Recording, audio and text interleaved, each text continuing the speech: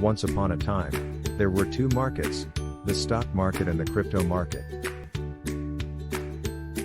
The stock market was the oldest of the two, having been around for centuries.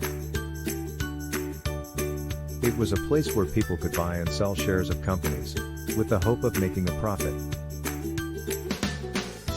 The crypto market, on the other hand, was a relatively new market that had emerged in the last decade. It was a place where people could buy and sell digital currencies like Bitcoin and Ethereum. For many years, the stock market was the go-to place for investors. It was seen as a safe and reliable way to invest money, with many people making fortunes through the stock market. However, as the world became more digital, many investors started to look towards the crypto market. They saw the potential for huge profits in the volatile world of digital currencies.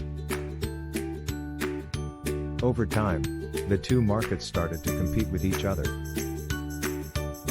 While the stock market remained the more stable of the two, the crypto market offered the potential for much higher returns. Some investors even started to move their money from the stock market to the crypto market, hoping to make a quick profit. In the end, both markets continued to thrive, each offering something different to investors. Some people preferred the stability,